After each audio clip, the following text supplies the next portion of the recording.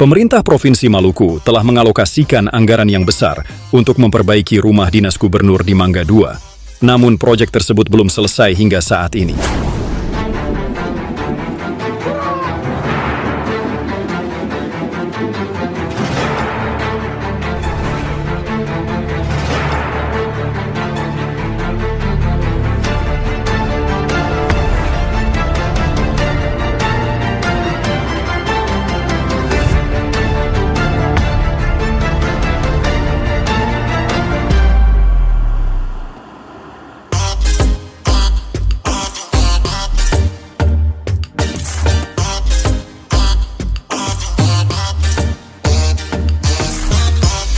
Sangat miris, anggaran setiap tahun dikeluarkan demikian besar untuk renovasi rumah dinas gubernur, namun sampai saat ini belum juga tuntas direnovasi agar bisa ditempati Gubernur Hendrik Lewerisa. Situasi ini menimbulkan pertanyaan di kalangan masyarakat, pasalnya, setiap tahun pemerintah Provinsi Maluku mengeluarkan anggaran miliaran rupiah untuk memperbaiki rumah dinas gubernur di Mangga II. Terhitung anggaran yang digelontarkan sebesar 5,4 miliar rupiah sejak tahun 2019 hingga tahun 2023 hanya untuk memperbaiki rumah dinas gubernur yang tidak pernah ditempati oleh mantan gubernur Murad Ismail. Pekerjaan renovasi rumah dinas gubernur di bawah tanggung jawab Dinas PUPR Maluku ini dilakukan sejak Januari lalu. Kepala Dinas PUPR Maluku, Ismail Usemahu, membenarkan jika renovasi rumah dinas gubernur belum selesai dilakukan. Ini diungkapkan Usemahu saat berada di kantor Gubernur Maluku.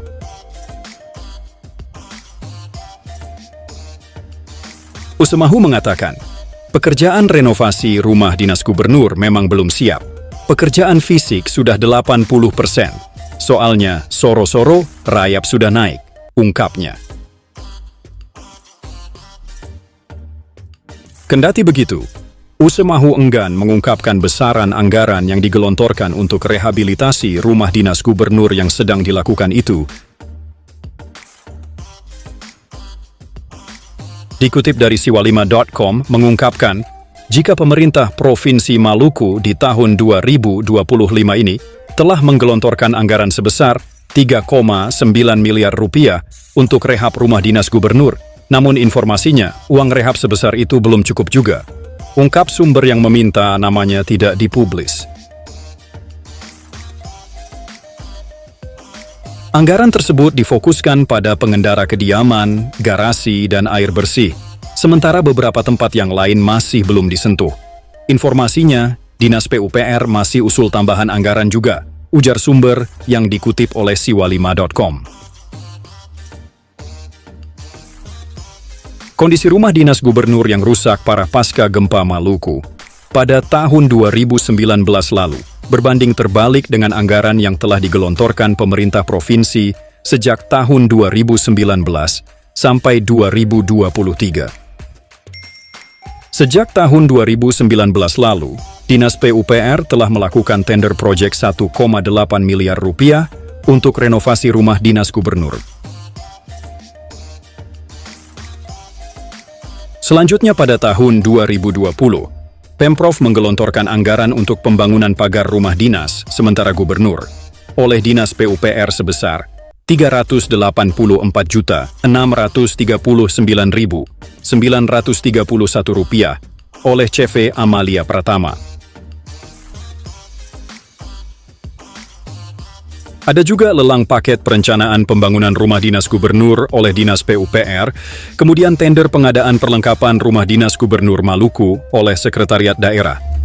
Jumlah besaran miliaran rupiah yang digelontorkan Pemprov Maluku untuk renovasi rumah dinas gubernur dari tahun 2009 itu sampai saat ini belum juga selesai dikerjakan. Sementara itu, anggota DPRD Maluku, Arisa Hertian, mempertanyakan anggaran pemeliharaan yang setiap tahun digelontarkan untuk memperbaiki rumah dinas gubernur itu. Menurutnya, jika anggaran miliaran rupiah dipakai untuk memperbaiki rumah dinas gubernur, mengapa rumah dinas tersebut mengalami kerusakan yang parah.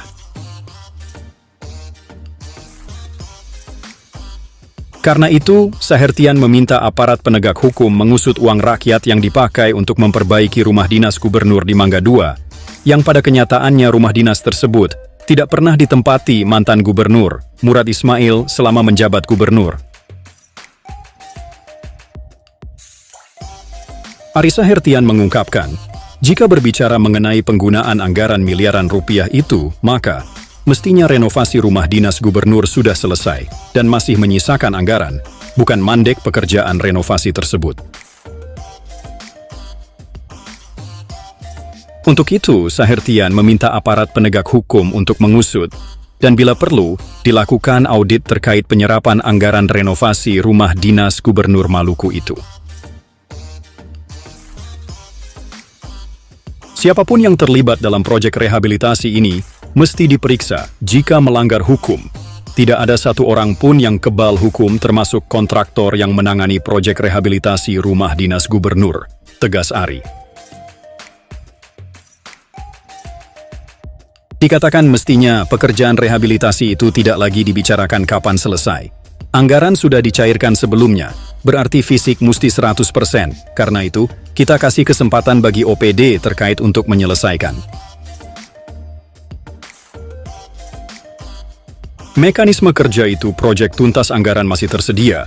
Untuk itu, bagi Dinas PU, melalui kepala dinasnya, Sekda harus memperhatikan terkait hal ini. Yang menjadi salah satu tugas ialah jangan sampai ada korupsi. Jika tidak, maka lembaga hukum diminta untuk menelusuri sejauh mana anggaran pemeliharaan yang dikeluarkan untuk digunakan, ungkap Ari.